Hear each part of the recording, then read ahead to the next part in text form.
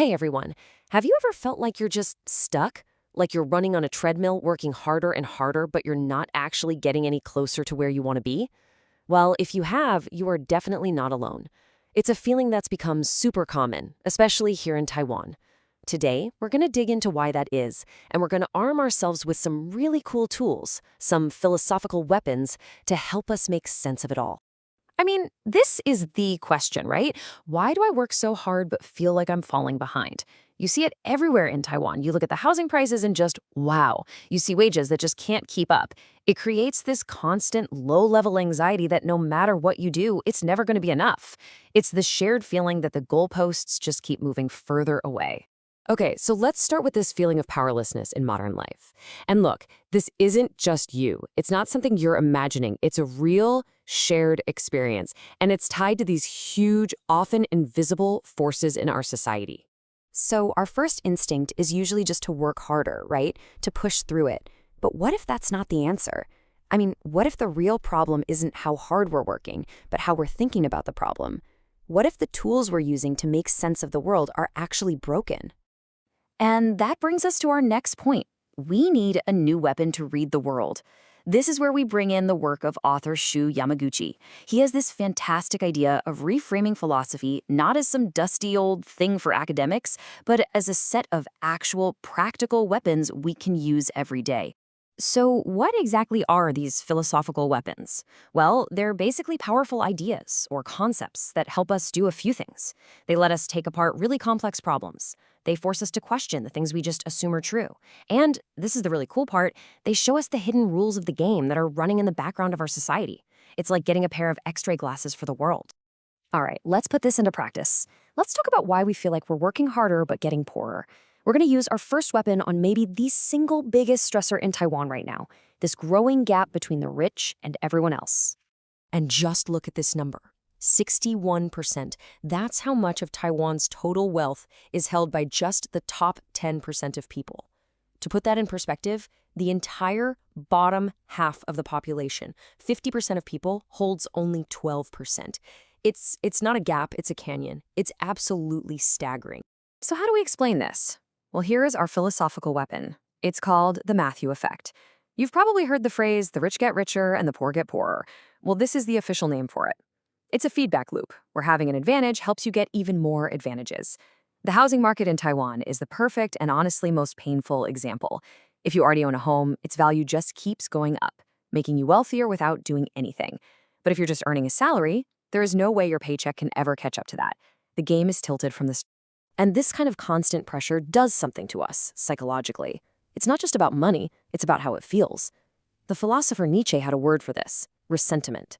It's that simmering, bitter feeling you get when you feel powerless against a system that feels totally unfair. It's this mix of envy and anger that just eats away at you, and it's what starts to break down trust in society. Okay, let's tackle another big puzzle. On one hand, we have more freedom and more choices than ever before. But on the other hand, a lot of people, especially young people, are choosing to lie flat, to just opt out. And you can see this reflected in major trends, like Taiwan's incredibly low birth rate. Just take a look at these numbers. They really paint a picture of the pressure cooker we're in. Taiwan is aging incredibly fast. By 2026, that's just around the corner, we'll be down to about 2.4 working people for every senior citizen. Fast forward to 2070, and it's projected to be 1-to-1. One worker for every one retiree. Think about what that means. The weight on the shoulders of the younger generation is just immense. So what happens when the pressure is that high? Well, here's another weapon, anomie. It's a term from the sociologist Emile Durkheim, and it basically describes a state of normallessness.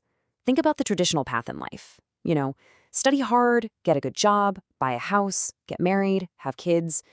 That script only works if the promises behind it hold up. When they don't, when a good job doesn't guarantee a house, the whole script falls apart. People are left feeling lost, disconnected, like they don't have a map anymore. And you can really see this breakdown in the way we work.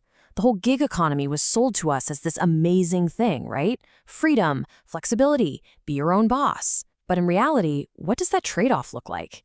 Instead of a human boss, you have an algorithm telling you what to do. Instead of a clear career path, you have, well, no path. And instead of feeling like part of a team, you often feel totally alone. This feeling has a name, and it's a really powerful one: alienation. This idea comes from Marx. He talked about how it feels to be just a tiny cog in a giant machine. Think about it. If you're a food delivery driver, you're being managed entirely by an app. You don't control the prices, you don't control the routes, you're just following orders from a piece of software. You become totally disconnected from the work you're actually doing.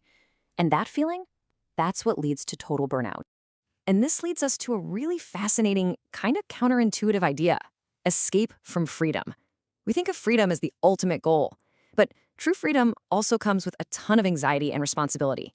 And when that gets to be too much, when the pressure is overwhelming, sometimes people subconsciously look for an escape. Lying flat isn't about being lazy. It can be a psychological defense mechanism. It's a way of taking back a little bit of control by just refusing to participate in a game you feel you can't win. Okay, so we've looked at the problems, but the point of having these weapons isn't just to feel bad about everything. Their real power is that thinking itself is our weapon. It's about moving from just understanding the problem to actually doing something about it. I absolutely love this quote from the computer scientist Alan Kay. The best way to predict the future is to invent it. This is so powerful. It's not about waiting to see what happens. It means that once you understand the rules of the game, you can start thinking about how to write new rules. You stop being just a piece on the board and start thinking like a game designer. So here's how you can use this as your own personal toolkit. It's a 4-step process. First, just name the problem. Be specific. I feel totally burned out and disconnected at my gig economy job. Step 2, choose your weapon. In this case, that's alienation. Step 3 is crucial. Reframe the story. This isn't about me being a failure. This is a systemic problem. And that leads to step 4, which is the whole point. You start asking a better question. You stop asking, why am I so exhausted? And you start asking, how could we build a system of work that actually empowers people instead of burning them out? See the shift? It gives you the power to imagine something better. So in the end, concepts like the Matthew effect, enemy, alienation, they aren't just fancy words. They're tools. They're weapons for thinking. They help us see the world, especially the world here in Taiwan, with so much more clarity.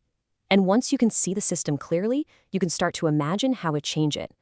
So I'll leave you with this question. Facing the future, which philosophical weapon are you ready to pick up? Thanks so much for watching.